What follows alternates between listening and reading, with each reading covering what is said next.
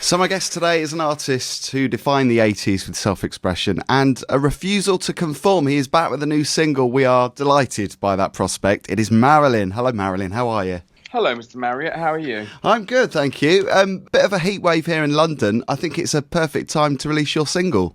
Do you know why that is? Because I'm here. I'm on air. That's why we're having a heat wave.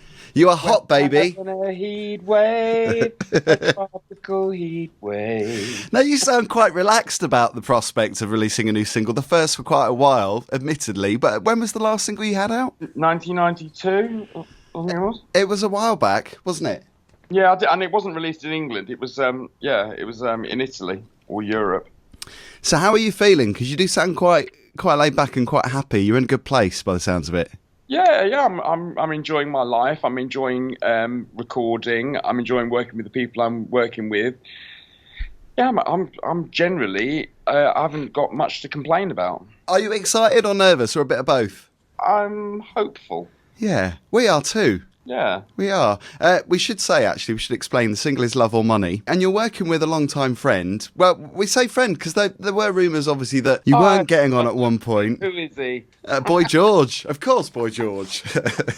You've known him for a long time. Yeah, I sure have. How does it feel knowing him in 2016 compared to back in the late 70s? Well, it's different. You know, we're adults now, and we were like basically children when we met. Our whole lives journey has all added to the story kind of thing. It's like evolution, you know what I mean? It's like we've evolved, and we've evolved individually and collectively, and we are where we are today, which is a really beautiful place. It's a beautiful place. I'm feeling it. The cockles of my heart. Yeah. You're where? You had to get a mention of cockles in, didn't you? It's always the way. It's a proper carry-on radio show, this one. There's obviously been a lot written about you and George, and your friendship. And I guess, like a lot of us, we've all fallen out as good friends. You know, if you are good friends with somebody, you do fall out with them. You're back on track, though, at the moment, aren't you? Yeah, but I mean, the true test of friendship is the same way with life. It's not about how many times you get knocked down. It's the fact that you get back up again. And the same way with friendships, it's not about how many times you argue. It's about how many times that you repair and continue. Yeah, and I suppose it's more rewarding when you've got that struggle in a friendship. And it's also for me personally, it gives me great satisfaction and comfort and security knowing that someone is there for the long haul, not just, you know, doesn't I was going to swear then, but it doesn't. Oh, swear away. It doesn't fuck off at the first hurdle. Do you know what I mean? I just can't wait to get the bleeper on you for comedy effect. I do like my bleeper machine.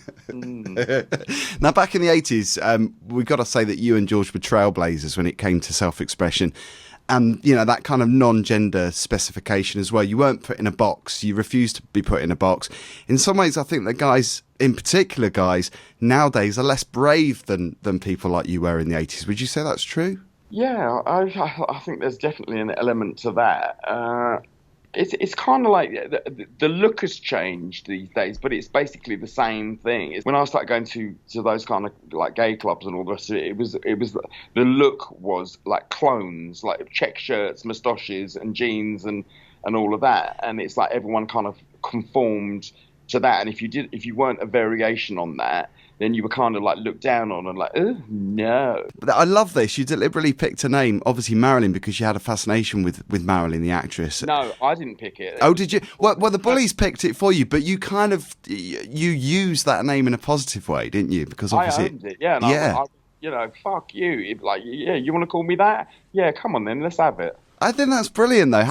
How do you feel years down the line? Are you still really proud of that name? Because obviously it's got a history. I'm absolutely proud of my name. I've earned it. It was forced on me, so I decided to turn.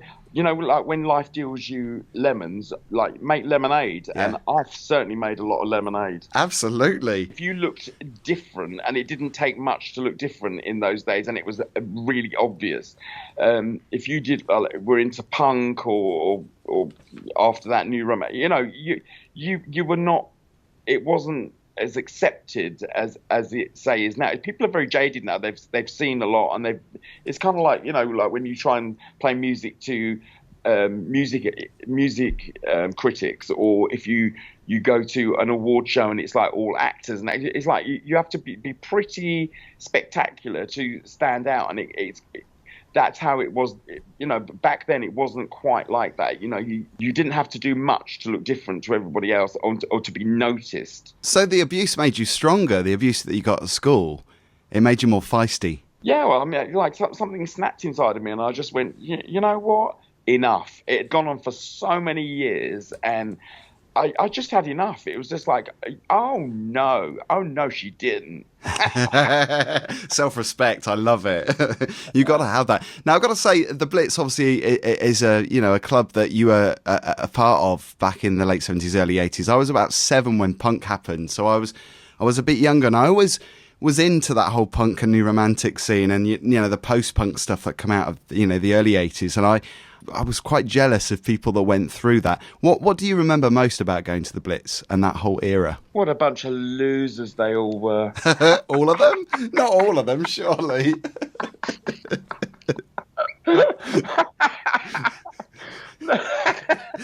It's another front pager, isn't it? I can see it in the headlines.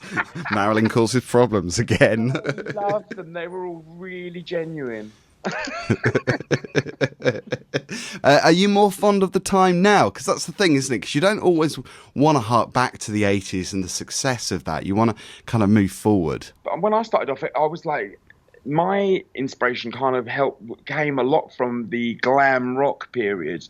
And I remember, like, when I was little, like Davy Cassidy and Donny Osmond and Michael Jackson, and then it went into glam rock.